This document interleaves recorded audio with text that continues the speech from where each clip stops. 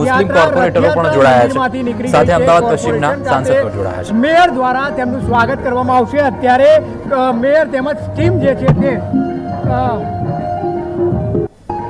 ભગવાન જગન્નાથજીની 147મી રથયાત્રા મંદિરેથી નીકળી ગઈ છે અને મેયર દ્વારા કોર્પોરેશન ખાતે તેમનું સ્વાગત કરવામાં આવશે। તમામ જે ટીમ જે છે તે અત્યારે કોર્પોરેશનના પ્રાંગણમાં સ્ટેન્ડિંગ કમિટી ચેરમેન હોય, મેયર હોય કે તમામ ટીમ જે છે તે અત્યારે પ્રાંગણમાં છે।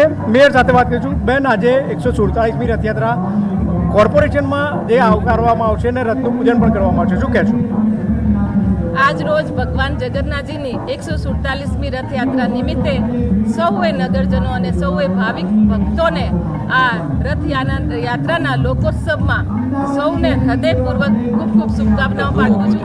આજે ભગવાન જગન્નાથજી, ભાઈ બલરામજી અને સુભદ્રાજીના દર્શનના અનેરો લાભ માણી રહ્યા છે, જે સૌ નગરજનોની ભક્તિમય કોમી એકતાના સાક્ષી બનીને અદ્ભુત દિવ્યતા મળી છે, જે આ ભગવાન જગન્નાથજીની રથયાત્રાને અલૌકિક બનાવે છે।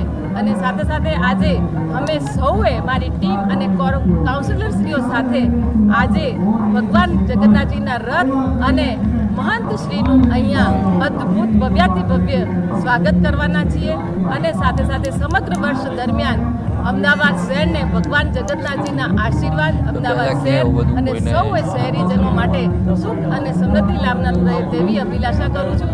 અને સાથે સાથે માનનીય વડાપ્રધાન શ્રી નરેન્દ્રભાઈ મોદીજીના સંકલ્પ વિકસિત ભારત 2047ને સાર્થક કરવાની અમે પ્રાર્થના કરી છે। એ તેવી અભિલાષા સાથે, અભ્યર્થના સાથે સૌને મારા જય જગન્નાથ, જય રણછોડ।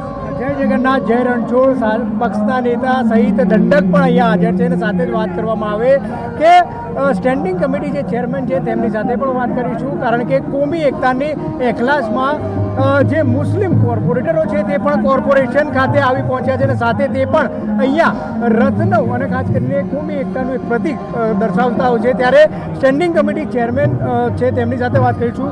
દેવનભાઈ, શું કહેશો? આજે રથ અહીંયા આવશે, પૂજન કરવામાં આવશે અને સાથે જ તેમનું સ્વાગત પણ કરવામાં આવશે।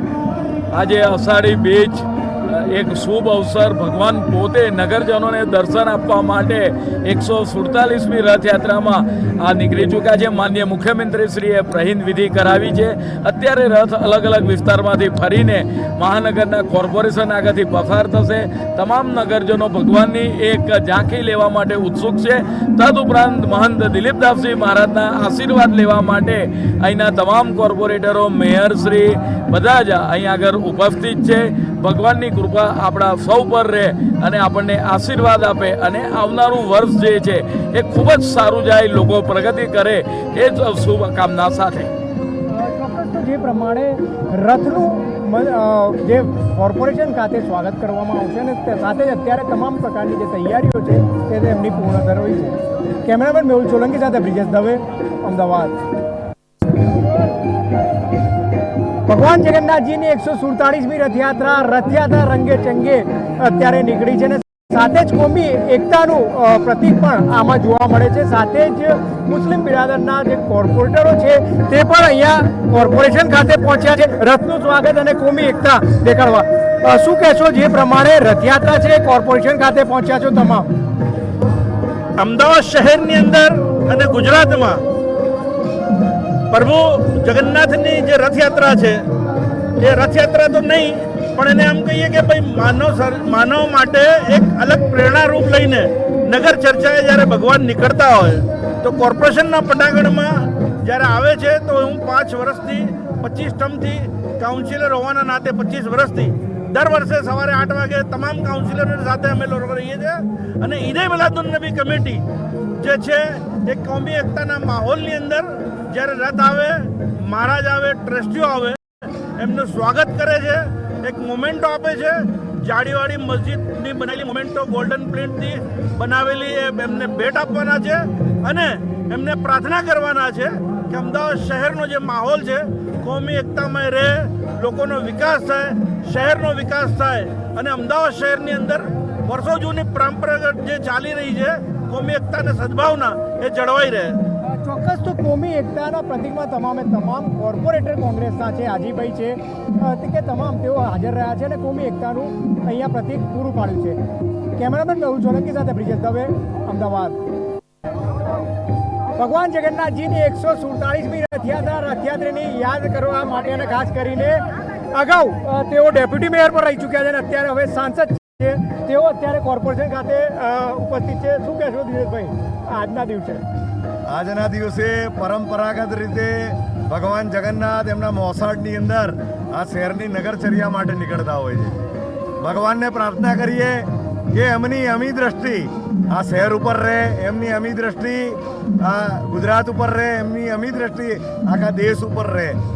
પરમ કૃપાળુ પરમાત્માને પ્રાર્થના કરીએ છીએ કે જગન્નાથ ભગવાનના આશીર્વાદ આપણા સૌની ઉપર રહે. આજે વર્ષોથી પરંપરાગત રીતે અમદાવાદ મ્યુનિસિપલ કોર્પોરેશન મેયરશ્રીના નેતૃત્વની અંદર ભગવાનની પૂજા અર્ચનાનો કાર્યક્રમ અને મહંતશ્રીના સન્માનનો કાર્યક્રમ કરતા હોય છે. ત્યારે હું પણ મારી જાતને અહોભાગ્ય સમજું છું કે મેયરશ્રીના નેતૃત્વમાં મને પણ આ તક મળી છે. ફરીથી સૌને જય જગન્નાથ. અગાઉ જ્યારે ડેપ્યુટી મેયર તરીકેના હોય, સાંસદ તરીકે કેવી એક ખુશીની લાગે? અગાઉ ડેપ્યુટી મેયર, આજે સાંસદ, વ્યવસ્થાનો ભાગ છે. આજે ભૂતકાળની અંદર ડૉક્ટર કિરીટભાઈ હતા, આજે હું છું, હું ડેપ્યુટી મેયર હતો, આજે જતીનભાઈ છે, પહેલા બીજલબેન હતા, આજે પ્રતિમાબેન છે. વ્યવસ્થાનો ભાગ છે. ભગવાન જગન્નાથ બધા ઉપર એમની અમી દ્રષ્ટિ રાખે, એ જ જગન્નાથ ભગવાન કી છે. ચોક્કસ તો તમામ mayor, deputy mayor, standing committee chairman તમામ અહીંયા હાજર છે અને સાથે જ રથનું પૂજન કરવા માટે પણ અત્યારે તેઓ અહીંયા ઉપસ્થિત રહ્યા છે અને કોર્પોરેશનના પ્રાંગણમાં તમામ તૈયારી પૂર્ણ કરવામાં આવી છે. કેમેરામેન મેહુલ સોલંકી સાથે બ્રિજેશ દવે. બિલકુલ, તો જે રીતે સંવાદદાતાએ મેયર સાથે વાતચીત કરી, સાથે કોર્પોરેટરો સાથે વાતચીત કરી અને આજના આ મહોત્સવની અંદર કોમી એકરાસ પણ આપણને જોવા મળી. અમદાવાદના પશ્ચિમના સાંસદ સાથે પણ સંવાદદાતાએ ખાસ વાતચીત કરી અને તમામ લોકો એ જ આશા અને એ જ શુભેચ્છાઓ લોકોને પાઠવી રહ્યા છે કે આજનો આ ખૂબ સરસ મજાનો દિવસ, આજનો આ એ અમૂલ્ય દિવસ કે જેની સૌ કોઈ ઉજવણી કરી રહ્યું છે રથયાત્રાને લઈને અને લોકો પણ રથયાત્રાને લઈને વહેલી સવાર